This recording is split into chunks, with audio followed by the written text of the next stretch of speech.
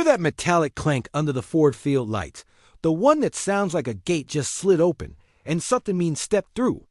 Why did practice reps look like auditions for January? Why did assistants pace like they just solved a riddle? And why did a certain quarterback's cadence get louder the second the edge group rotated in? If you felt a shiver that wasn't the Michigan win, you're not alone. There's a whisper ripping down I-96 tonight, and it's not about tinkering at the margins, it's about tipping the whole NFC North chessboard with one violent, calculated move that would change what offensive coordinators dream and lose sleep about in 2025. Here's what I'm promising without giving away the headline yet. We're going to map the exact dominoes that fall when you drop a certified closer into Detroit's pass rush room, how it warps protections, frees 97 to hunt without handcuffs, and lets the back seven play faster instead of braver. We'll trace what this would do to rotation snaps, to cap priorities, to draft capital philosophy, and to the psychology of a locker room that already tastes blood. We'll look at the NFC North arms race and why the rival in green and gold is sniffing around the same opportunity, how that tug-of-war affects leverage, and what all-in actually means for this front office. Then we'll separate facts from smoke, and I'll tell you exactly where I stand before we turn it over to you. Welcome back to Lions News. Fan Report, the home for Honolulu Blue backbone and brutal honesty.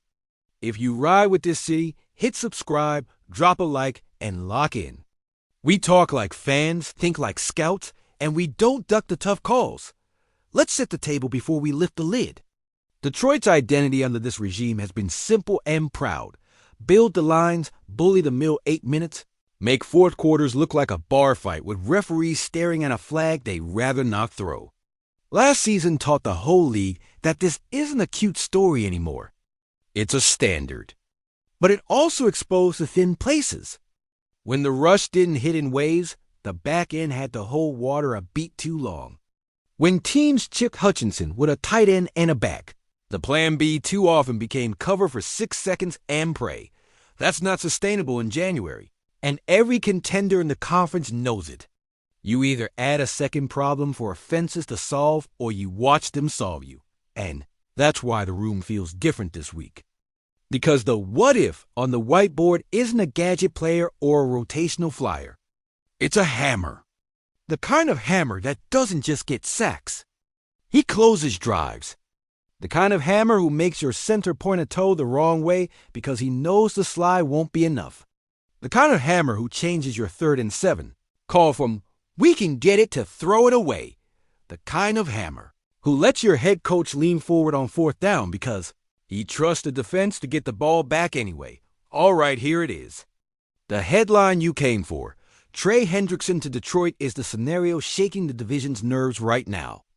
That's the talk. That's the target. That's the smoke that isn't coming from a tailgate grill. On our side of the fence, the football reasons are obvious. Pair a relentless finisher with Aiden Hutchinson, and you don't just add pressure. You change timing. Protection rules start lying to quarterbacks. Hot reads shrink. Interior linemen turn their heads before they punch, and that's when twists land like a sledge. On their side of the fence, call it fear disguised as interest.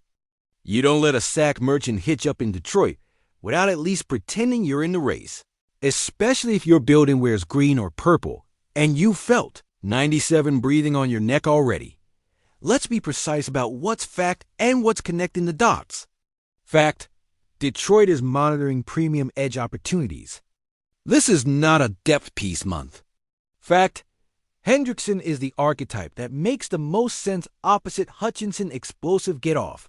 Long arm through contact, a closer's motor, and the habit of turning pressures into drive-ending plays. Fact: the division knows it. They're not asleep. Speculation: that there's an offer on the table, that specific names are attached, that it's imminent. If you've been around this league long enough, you know how this works: leverage, timing, health, and price. No ticker tape until there's ink. But smoke this stick means a fire was at least lit in a conference room.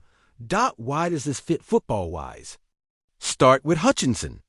He's a matchup tax collector. Double him and your economy collapses somewhere else. But the rush plan turns predatory when a second stud can win on schedule. Imagine early downs with a wide 9 to the field and Hendrickson mugging the tight end's shoulder to the boundary. Slide protection one way and you're given a free runway to the other. Now throw in simulated pressure walk a backer into the B gap, drop him at the snap, loop a tackle through offensive lines, get communication vertigo. The ball comes out half a count early, and suddenly your underneath defenders are arriving as the catch happens instead of a step late. Yak turns into yak on ice. That's how a pass rush covers, not by sacks alone, but by pulling the quarterback's eyes off their progression tree, rotation. It gets beautiful and mean. Hendrickson-Hutchinson as your heat pair on money downs. On early downs, you still roll bodies, keep legs fresh, force offensive coordinators to guess which side gets the slide. The third rusher becomes a role, not an obligation when you're 1v1 and eat. Interior guys stop almost winning and start finishing because quarterbacks can't step up into clean pockets anymore. And the biggest hidden effect, coverage calls get simpler. You can live in man-zone match and steal an extra robber in the middle because you trust the ball won't have all day to find the deep over. Fewer hero reps, more team speed reps. That's winning football in January. Culture? That's the secret sauce. Dan Campbell's program feeds on accountability and edge. Hendrickson doesn't need a GPS to find it. He plays hot and finishes cold, just like this city expects. Young rushers feel that standard in their lungs by the second week. Every drill turns into a rep you can't fake. Rooms like that create November surges because habits stack. And do not discount the message it sends to the rest of the roster. We are in the business of closing. Offense feels it too short fields show up. The play sheet gets one page shorter in the best way. Your coordinator can lean on play action in neutral scripts instead of chasing the game. But what about the cost? The only cost that matters is the one that robs you of who you are. Picks or bets. Cap is planning. You don't mortgage the house, but you also don't pretend windows stay open out of courtesy. Detroit's motto has always been draft and develop the trench. Pay the ones who make Sunday easier for everyone else. An edge who turns third downs into punts fits that math. You structure cash and years to respect the locker room and the books, and you accept that premium production demands a premium line item. What you don't do is pay for a name that doesn't solve a playoff problem. This one does, but didn't the offense lose its old rhythm caller? Coaching trees evolve. The bones of this attack remain. Heavy personnel that can pass, light personnel that can run, a quarterback who sequences answers instead of forcing questions. A better pass rush doesn't steal points from your offense. It gives them field position and real 2-for-1 opportunities before halftime. The most dangerous Lions version has always been complementary defense forcing panic throws, offense punishing short fields, special teams threatening your will. That's how you beat good teams without needing a perfect day. What about the rivals? Green Bay doesn't play defense in spreadsheets either. They felt how hard it is to block a closer deep into a season. They also understand optics. If Detroit adds a sledgehammer opposite 97, the North tilts in a way that's hard to spin.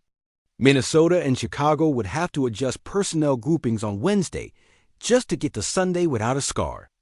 You think their quarterbacks want to hold the ball an extra hitch against a double-edged pass rush in a loud building? They'll say yes into microphones. Their eyes will say no when the pocket starts creaking. Let's zoom into Allen Park for a second, because the human piece determines whether a splash move becomes a standard. Veteran leaders here don't need babysitting. They need allies. Bringing in a pro's pro who plays angry on the snap and calm after the whistle turns practice periods into measuring sticks. Linebackers stop waiting for someone else to crack protection. They shoot fits like they mean it. Corners trust leverage because they know help lives in the backfield. Safeties start baiting throws because they can arrive on time. That's the ecosystem a closer creates.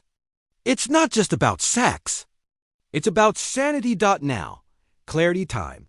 Is this fact or speculation? The fact is Detroit is in hunting mode for a premium answer on the edge, and the division knows it. The fact is Hendrickson fits like a glove soaked in motor oil. The speculation is whether this lands now, later, or not at all. The speculation is price point, structure, and which names end up on the departing side of the ticket if it happens. Anyone telling you it's done without a signature is selling you clicks. What we are doing is reading the wind correctly and telling you what it would mean the second the pen hits paper. My opinion before we close. Pull the trigger if the math is sane. Don't set fire to the future, but don't insult the present by pretending elite closers grow on trees. Add Hendrickson and you don't just raise the ceiling, you raise the floor of every defensive series. You force 3 or 4 punts a game that didn't exist last year. You buy your offense 2 extra possessions per Sunday, and in this league, that's a 2-win swing by New Year's. If the ask is a premium pick and a rotation piece, I'm in. If the ask is the soul of your young core plus cap chaos, I'm out. But the target itself? It's right. It matches who the Lions say they are when their coach says, bite a kneecap, and everyone in the room nods like it's church. We'll keep our eyes up and our ears open, Detroit. Because some opportunities knock softly, and some kick the door in. This one sounds like the latter.